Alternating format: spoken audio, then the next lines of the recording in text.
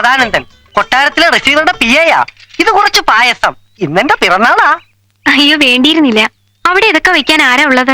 ഞാനൊരു കുക്കിനെ നിർത്തിയിട്ടുണ്ട്, ഉർമീസ്. പേര് ഉർമീസ് എന്നാണെങ്കിലും പ്രവൃത്തിയൊക്കെ കൊട്ടാരച്ചിട്ടയിൽ തന്നെ. എന്താ പേര്? രോഹിണി. നക്ഷത്രവും അത് തന്നെയാവും അല്ലേ?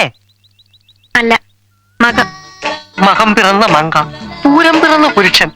എന്തൊരു യോജിപ്പ്. ഇന്ന് ജന്മനാളെന്നല്ലേ പറഞ്ഞത്? അതെ. അതിനൊന്ന് പൂരമല്ലല്ലോ, ആയില്ലയല്ലേ? അതെ, ആയില്യാണ്. എന്നാ പൂരവുമാണ്. ഇപ്പൊ ഈ നാടുകൾക്കൊന്നും ഒരു സ്ഥിരതയും ഇല്ലാണ്ടായി. രാഷ്ട്രീയക്കാരെ പോലെ എപ്പോ വേണമെങ്കിലും കാര്യം പറയാതെ പിടിച്ചോട്ടെ. വേണമെന്നില്ല. അബദ്ധമായല്ലോ. ഇവളീ നാളെ കയറി പിടിക്കുന്ന ആരുണ്ട്? വേറെ നമ്പർ ഇടാം. ഇങ്ങനെ പോയാലേ അവൻ റിസീവറും വക്കീലും ഗുമസ്തനുമാകും. ഇന്ന് അവൻ പായസം ഉണ്ടാക്കി അവക്ക് കൊടുത്തു, നാളെ അവൻ പോയസൺ ഉണ്ടാക്കി നമുക്ക് തരും. നനഞ്ഞട നോക്കി കുഴിക്കുക അവൻ, കൊഴുത്തുരുമ്പ്. പെട്ടുപോയില്ലേ, ഇനി സഹിച്ചല്ലേ പറ്റൂ. എത്ര നാൾ സഹിക്കും? അവന്റെ ഒരു അധികാരവും പരിധി വിട്ടുള്ള പെരുമാറ്റം ഒന്നും എനിക്കങ്ങോട്ട് സൂഹിക്കുന്നില്ല. ഒരലവലാളിയുടെ മുമ്പിൽ നമ്മൾ എത്ര നാൾ ഇങ്ങനെ ശ്വാസം അടക്കി പിടിച്ച് ഓച്ചാനിച്ച് നിൽക്കും? അവൻ വലിയ രാജാവ്, നമ്മൾ വെരി പൂർ പ്രജകളും. അവന്റെ ജാതകത്തിലും ചിലപ്പോൾ രാജയോഗം കാണുമായിരിക്കും, അത് അനുഭവിച്ചല്ലേ പറ്റൂ. അല്ല, ഇത് കുരുട്ടു ബുദ്ധി കൊണ്ട് കവർന്നെടുത്ത രാജയോഗമാണ്. അത് നമ്മൾ വെച്ച് ഉറപ്പിക്കാൻ പാടില്ല. അവൻ എങ്ങനെയെങ്കിലും പുകച്ച് പുറത്തി അടിക്കണം. എങ്ങനെ? എന്റെ പ്രിയപ്പെട്ട രോഹിണി നക്ഷത്രമേ, ഇന്ന് ഞാൻ തന്ന പായസം പായസമേ അല്ല, എന്റെ പ്രേമത്തിന്റെ സിമ്പലാണ്.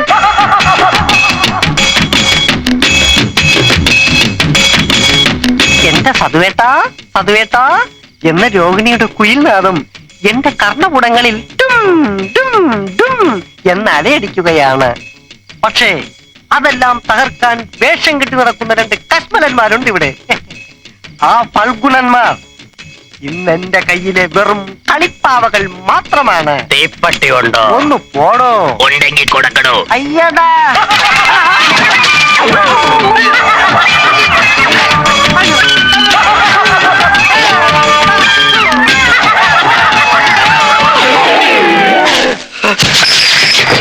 ഈശോയെ, അനക്കമില്ല. അവൻ ചത്തു.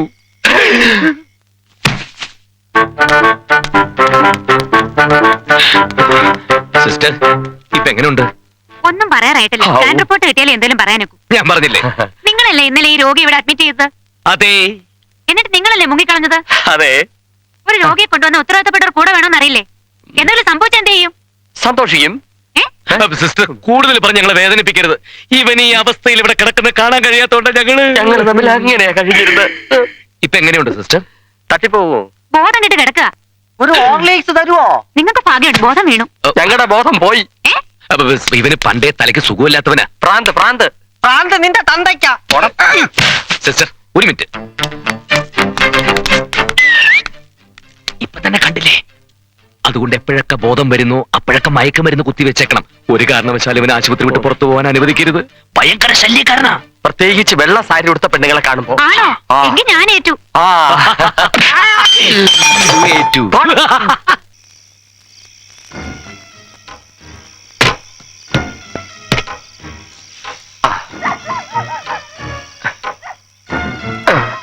ഗ്രാമഫോണേ, ഇതാ വീണ ഫോണേ. വിലപിടിപ്പുള്ള സാധനങ്ങളാ. ഓസിന് കിട്ടിയതാന്നേരി നശിപ്പിക്കല്ലേ. അതിന്റെ ഒരു നീളം. കൊട്ടാരത്തിന്റെ ഒരു ഭാഗം വെളുത്തു തുടങ്ങി. എന്നിട്ടും അമ്മാവന്റെ കറുത്ത മനസ്സ് വെളുക്കുന്നില്ലല്ലോ. എന്തൊരു മനുഷ്യനാ. ഉറുമിസേ, ഈ ലോഡും കൊണ്ട് പോകുമ്പോ അമ്മാവന്റെ അടുത്ത് പറഞ്ഞേക്കണം, മേലാൽ ലോറി ഇങ്ങോട്ട് അയക്കരുതെന്ന്. ഈ കള്ളത്തരത്തിനൊക്കെ കൂട്ടുനിന്ന് മടുത്തു.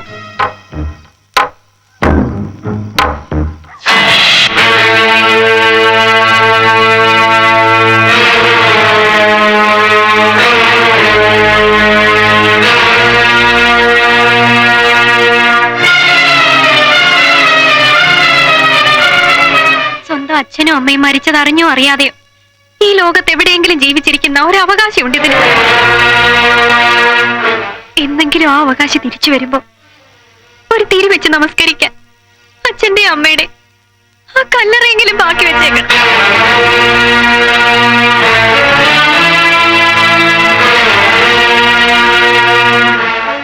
എന്താ ആ സാധനങ്ങളൊക്കെ തിരികെ കൊണ്ടിട്. അമ്മാവൻ തിരികെ കൊണ്ടിട പുല്ല്.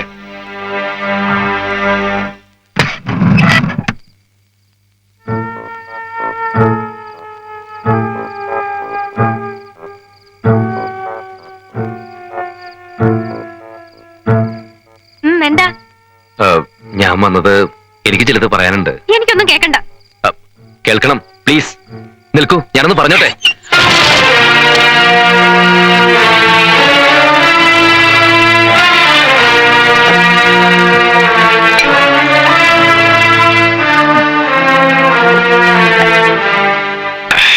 ഒഴിക്കടാ. തീർത്തോ? കിളിവാതിൽ അടച്ചു, ഇനി സാധനം കിട്ടിയില്ല. അല്ലെങ്കിൽ സ്വർണത്തിന്റെ വിലയാ. ഒന്ന് അഡ്ജസ്റ്റ് ചെയ്ത് വീശു വെക്കില്ലേ? വീശും. ബോധം പോണം. ഒരു പെണ്ണിന്റെ മുമ്പിലാണ് ഞാനിന്ന് കള്ളനായത്. അത് ശരിയാ, പക്ഷെ സംഗതി ഗുരുതരമാണ്. അവള് പരാതിപ്പെട്ട അനന്തന്റെ ബാർ ലൈസൻസ് തെറിയും. ഇവിടുന്ന് പോയ സാധനങ്ങളുടെ മുഴുവൻ ലിസ്റ്റും ആ പെണ്ണിന്റെ കാണും. അവക്ക് രാത്രി ഉറക്കവുമില്ലേ? നാണക്കേടായി പോയി. എനിക്ക് ആ കുട്ടിയോട് കാര്യങ്ങളൊക്കെ പറഞ്ഞ് ബോധ്യപ്പെടുത്തണം. ഞാൻ നിരപരാധിയാന്ന കുട്ടിയെ അറിയിക്കണം.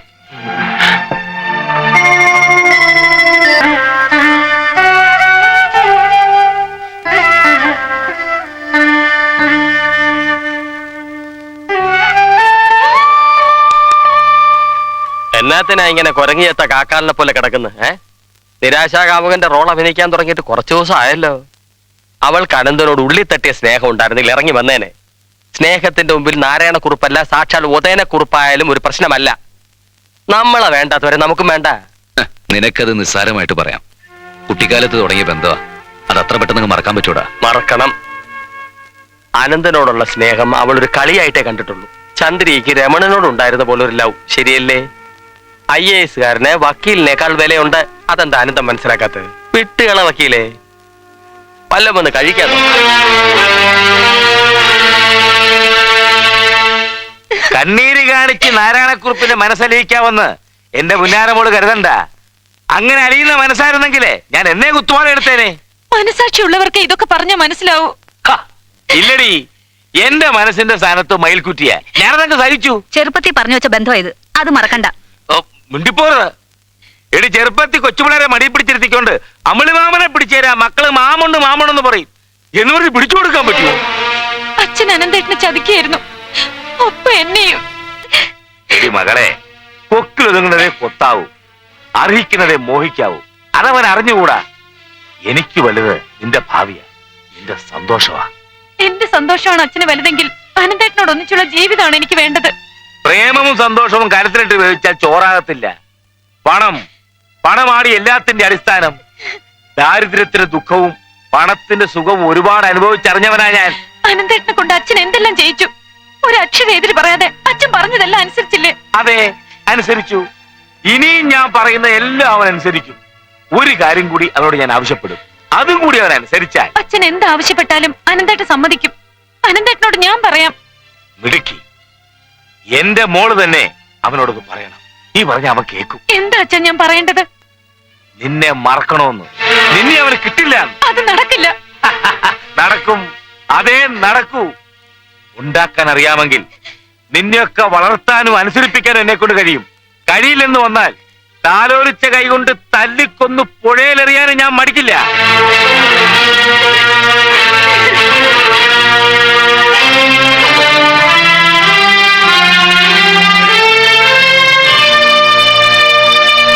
ഒരുപാട് മോഹിച്ചത് നഷ്ടപ്പെടുമ്പോ ആർക്കാണെങ്കിലും സങ്കടം തോന്നും.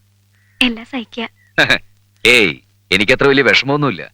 പിന്നെ കുട്ടിക്കാലം മുതലേ വീട്ടുകാരും അമ്മാവനൊക്കെ പറഞ്ഞു ഇവള് നിനക്കുള്ളതാണെന്ന്. അന്ന് മുതലേ സ്നേഹിച്ചു, ഒരുപാട് സ്വപ്നങ്ങൾ കണ്ടു. അതൊക്കെ പെട്ടെന്ന് നഷ്ടപ്പെടുമ്പോഴുണ്ടാകുന്ന ഇതൊരുമാതിരി ഒരല് മദ്രത്തോട് പരാതി പറയുന്ന പോലെ അല്ലേ? കുട്ടിയുടെ അവസ്ഥ വെച്ച് നോക്കുമ്പോ എന്റെ കാര്യം എത്ര നിസ്സാരം. പിന്നെ രോഹിണിയുടെ ഈ കാത്തിരിപ്പിന് കൊച്ചുതമ്പുരാൻ തിരിച്ചു വരും എന്നുള്ളൊരു പ്രത്യാശയെങ്കിലും ഉണ്ടല്ലോ, അല്ലേ?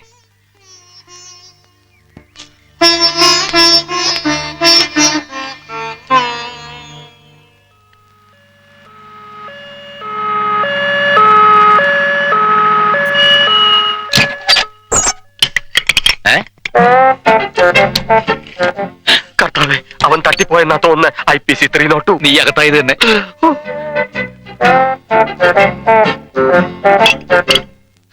ഈ ബോഡി എന്തിനാ ഇങ്ങോട്ട് കൊണ്ടുവന്നേ? ഈ ബോഡി പറഞ്ഞിട്ട് ഓ, അപ്പൊ പാര പടന്നിട്ടാണ് ജീവൻ പോയത്. ആരാ ജീവൻ? നിന്റെ അച്ഛൻ. അനന്തപത്മനാഭൻ, ഉർമീസ് അങ്ങനെ രണ്ടുപേരെ വേണ്ടപ്പെട്ടവരായിട്ടുള്ളൂ എന്നാണ് ഇദ്ദേഹം പറഞ്ഞത്. അത് നിങ്ങളല്ലേ? ഉറുമീസ് ഇവൻ തന്നെ. അനന്തൻ ഇവൻ തന്നെ. ഞാൻ ഓ, അടുത്ത കുരിശ്. എന്താടോ നിങ്ങളിങ്ങനെ നോയിക്കൊണ്ടിരിക്കണ എന്തിന് ഇന്ന് ഒരുപാട് മരണം നടക്കാൻ സാധ്യതയുള്ള ദിവസമാണ് ഞങ്ങൾക്ക് പോണം പണം എടുക്കി പണോ? ആ പണം ഓസനോട് എത്തിക്കാൻ അയാൾ എന്റെ മച്ചമ്പിയൊന്നുമല്ലോ അല്ല പിന്നെ ശരി ശരി തനിക്ക് പണമല്ലേ വേണ്ടത് ആ എത്രയാ 300 ആ, ഒരു 100 രൂപ ഞാൻ ഇത് പിന്നെ എന്തിനാ കുപ്പിയല്ല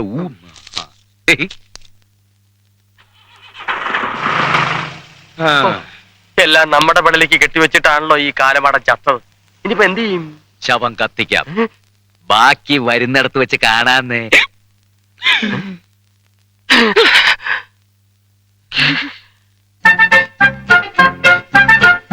ശവം എവിടെ പോയാവോ ഇനി അവന്റെ ബോഡി ആരെങ്കിലും തട്ടിക്കൊണ്ടുപോയതായിരിക്കോ എഴുന്നേറ്റ് സെമിത്തേരിയിലേക്ക് നടന്നു പോയതായിരിക്കും തമ്മാടിക്കുഴി തൊലിഞ്ഞ കാമഡി പറയാതെ മുഖംമൂടി ഐഡിയ പറഞ്ഞു തന്നെ നീയല്ലേ കൊലക്കുറ്റവാ രണ്ടുപേരും ചേർന്ന് സമാധാനം പറയേണ്ടി വരും ആംബുലൻസ് സെറ്റിൽ ചെയ്ത് അയച്ചോ? ഓ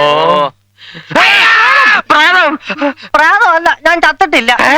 ഡിസ്ചാർജ് ചെയ്യുമ്പോഴെങ്കിലും കൂട്ടിക്കൊണ്ട് വരാൻ നിങ്ങൾ വരുമെന്ന് ഞാൻ പ്രതീക്ഷിച്ചു. 3-4 തവണ ആശുപത്രിക്കാരെ കൊണ്ട് ഇങ്ങോട്ട് വിളിപ്പിച്ചു. ഫോൺ ഔട്ട് ഓഫ് ഓർഡർ ആയിരുന്നു. മാത്രമല്ല ഞങ്ങളുടെ ജീവിതം തന്നെ ഇപ്പൊ ഔട്ട് ഓഫ് ഓർഡറാ. അതെനിക്കും തോന്നി. അതുകൊണ്ട് ഞാൻ തന്നെ ഒരു ആംബുലൻസ് വിളിച്ചിങ്ങ് പോന്നു. 1 മാസത്തെ ബെഡ് റെസ്റ്റ് ആ ഡോക്ടർ പറഞ്ഞേക്കണേ. വേണ്ടി വരും, കുണ്ടിയും കുത്തി വീണതല്ലേ. ഞാൻ സ്വന്തമായിട്ട് വീണതല്ലോ, പേടിപ്പിച്ച് തള്ളിയിട്ടതല്ലേ. പദശ്രമമാ, വകുപ്പ് വേറെയാ.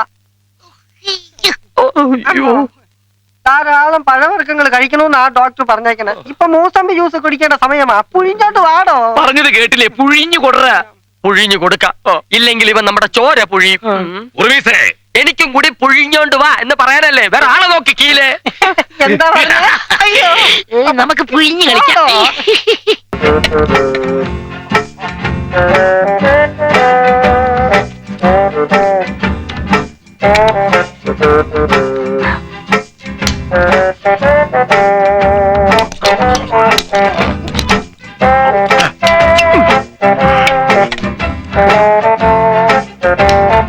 ഈ കെട്ട് എപ്പ അഴിക്കാം? എനിക്ക് തോന്നുമ്പോ അഴിക്കും. ആഹാരക്കാര്യത്തിൽ ഒരു നിയന്ത്രണോ വേണ്ടെന്നാണല്ലോ ഡോക്ടർ പറഞ്ഞത്. പിന്നെ എന്തിനാ ഈ കഞ്ഞി? ഇറച്ചി, മീനും, മുട്ടയൊക്കെ ആവാലോ. ചാവാൻ കിടക്കണവൻ എപ്പോഴും ആർത്തി കാണും. 3 നേരവും ചുട്ട പപ്പടവും ചമ്മന്തിയും ഉപ്പില്ലാത്ത കഞ്ഞിയും മാത്രമേ കൊടുക്കാവൂന്ന ഡോക്ടർ പറഞ്ഞത്. വേറൊന്നും കഴിക്കാൻ പാടില്ലേ? വേണമെങ്കിൽ സ്വപ്പം വിഷം കൂടി ചേർത്ത് തരാം. ആ പൂതി മനസ്സിലിരിക്കട്ടെ. അങ്ങനെയാണെങ്കിൽ ബെഡ് റെസ്റ്റ് ഞാൻ ഒഴിവാക്കാം. നാളെ മുതൽ ഭക്ഷണം ചായക്കടയിൽ. പക്ഷെ ഒരു കാര്യം, പുറത്ത് നിന്ന് ആഹാരം കഴിക്കുമ്പോൾ ചിലപ്പോൾ തടിയുടെ കാര്യം ഞാൻ നാട്ടുകാരടുത്ത് പറഞ്ഞു പോയെന്നിരിക്കും. എന്റെ കർത്താവെ, ചതിക്കരുത്. ഞാൻ എന്ത് വേണേലും ഉണ്ടാക്കി തരാം. എന്നാ താ ഉണക്ക നെത്തോലി ചുട്ടോണ്ട് വാ. ഓ. അത് കടിച്ച് കഞ്ഞി കുടിക്കാൻ നല്ല രസമാ. നെത്തോലി ചുട്ടോണ്ട് വരാം. ഇത് ഞങ്ങളെ ചൂടാതിരുന്നാ മതി. കെട്ടഴിക്ക്. കെട്ടഴിക്കാറായോ? ആ കെട്ടഴിക്കണോ? അവിനാശം.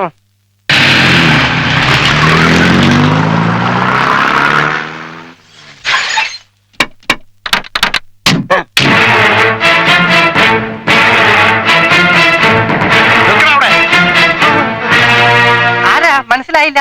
ഞങ്ങള് ചുമ്മാ ഈ കൊട്ടാരം ഒന്ന് കാണാൻ വന്നതാ. ആഹാ, നമ്മുടെ സദാനന്ദന്റെ അതേ ചായ. സദാനന്ദനോ? ഞാൻ സദാനന്ദനല്ല, വെറും ആനന്ദനാ. എനിക്ക് സംസാരിക്കാൻ പാടില്ല, ഞാൻ ഫുൾ റെസ്റ്റിലാ. നിങ്ങൾ പോയിക്കോളൂ. ഞാനൊരു കാര്യം പറയട്ടെ. ആർക്കും എന്നോട് എന്തും തുറന്നടിക്കാം.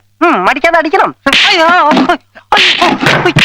എടാ തന്തയില്ല കഴിവറുടെ മോനെ, യക്ഷി എളിച്ച അവന്മാരെ ഇവിടുന്ന് ഓടിക്കാൻ വന്ന നീ ഇവിടെ തന്നെ കൂടി അല്ലേടാ?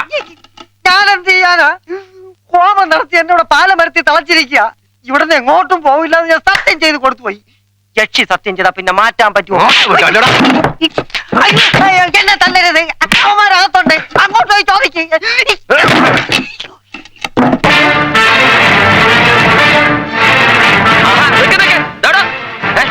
എങ്ങോട്ടായി തള്ളി കയറി പോന്നെ? ആഹാ, ചന്ദന ഓർമ്മയും മഹാഗണി ഓർമ്മയും ഒക്കെ ഉണ്ടല്ലോ.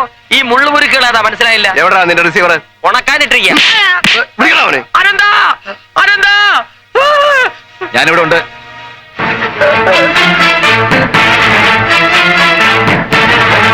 അവനെ വിടുക.